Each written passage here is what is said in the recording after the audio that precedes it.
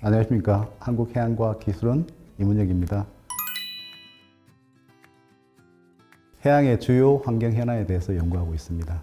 이전에는 유류 유출 사고, 지속성 유기오염 물질, 그리고 최근에는 미세 플라스틱과 해양 미세먼지를 위주로 연구를 진행하고 있습니다. 미세먼지는 위해성을 전제한 용어라서 에어로졸이 더 과학적인 용어입니다. 대기 중에 떠다니는 나노에서 마이크로 크기의 입자를 에어로졸이라고 하고 해양 에어로졸을 해양 미세먼지라고 알기 쉽게 표현합니다.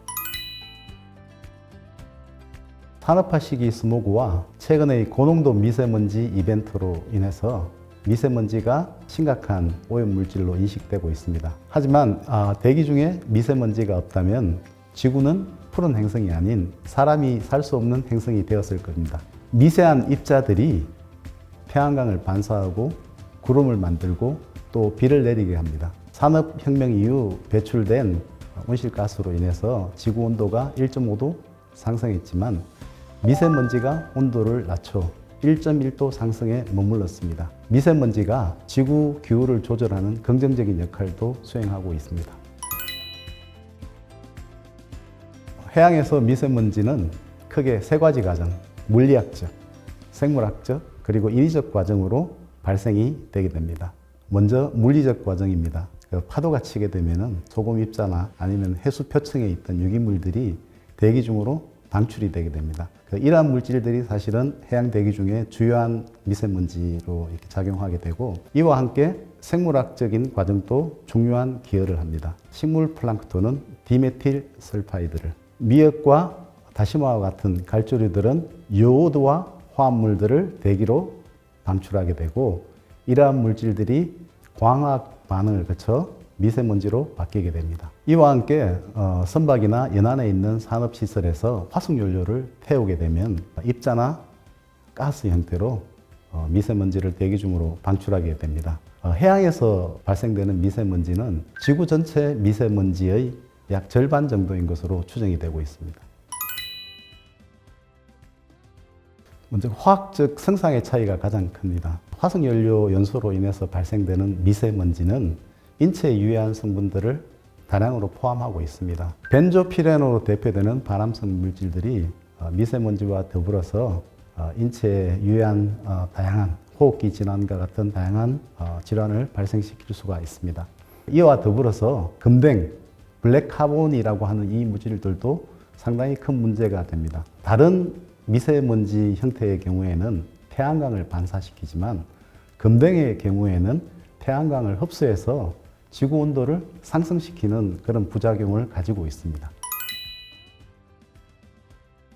해양 미세먼지 연구를 위해서는 해양의 특성상 다양한 관측 플랫폼이 필요합니다. 선박과 항만, 연안 산업 활동에 의한 영향을 평가하기 위해서는 컨테이너나 이동 실험실 같은 관측 플랫폼을 이용해서 고정 관측, 이동 관측을 실시하게 됩니다. 그리고 해양 대기 중에 미세먼지 연구를 위해서는 연구선을 이용한 관측이 필요합니다. 일반 대기질뿐만 아니라 미세먼지의 수농도, 즉 숫자로 표현되는 미세먼지, 화학적인 성상, 가스상 오염물질, 그리고 대기 중의 광학 반응 등을 동시에 측정해야 하므로 다양한 관측 장비들이 동시에 운용될 필요가 있습니다. 이를 통해 시관적 변화, 공간적 오염 특성 등을 반영한 빅데이터 성격의 자료를 획득하게 되고 이 자료들을 해석하는 데도 상당한 시간이 소요되게 됩니다. 이사보호는 해양학자들이 대양 연구를 가능케 하는 국가적인 중요한 자산입니다. 이사보호가 매년 인도양과 태평양을 운항하게 되고 저희의 경우에도 이러한 이사보를 이용해서 대양 미세먼지 연구를 진행하고 있습니다. 이사보호의 가장 높은 곳에 마련되어 있는 실험실에 연구 장비를 설치하고 한 달 이상 집중 관측을 실시하게 됩니다. 미세먼지 연구뿐만 아니라 발생, 변환, 구름 옹결핵, 빙정핵 같은 기후변화 관련된 요소들을 국내의 다양한 전문가들과 같이 공동 연구를 활발하게 수행하고 있습니다. IPCC가 발간한 기후변화 보고서에 따르면 미래 예측을 위한 모델에서 가장 불확도가 큰 분야가 미세먼지라고 합니다. 미세먼지는 그 자체로 태양광을 반사시키거나 구름 원결핵으로 작용해서 구름의 형태로 2차적으로 태양광을 반사해서 지구 온도를 낮추는 역할을 합니다. 과학적인 현상을 이해하는 것을 경제적인 가치로 환산하는 것이 힘들지만 지구적 규모의 현상에 대해서 불확실성을 제거하는 것만으로도 5천조 이상의 경제적인 가치가 있다고 합니다. 기후위기가 현실화되고 있는 상황에서 해양의 미세먼지를 이해하고 예측하는 것은 미래 세대를 위해 필수적인 연구라고 생각합니다. 2016년경에 국내 산업단지에서 벤젠 농도가 연중 기준치를 넘어서 문제가 된 사례가 있습니다. 담당 기관에서 1년간 배출업소 적발을 위해서 모니터링을 실시했지만 찾지 못해서 저희한테 의뢰가 들어온 적이 있습니다. 저희가 이동실험실을 가지고 1시간 만에 배출업소를 적발할 수 있어서 저희한테 의뢰했던 기관에서 상당히 놀랐던 적이 있습니다.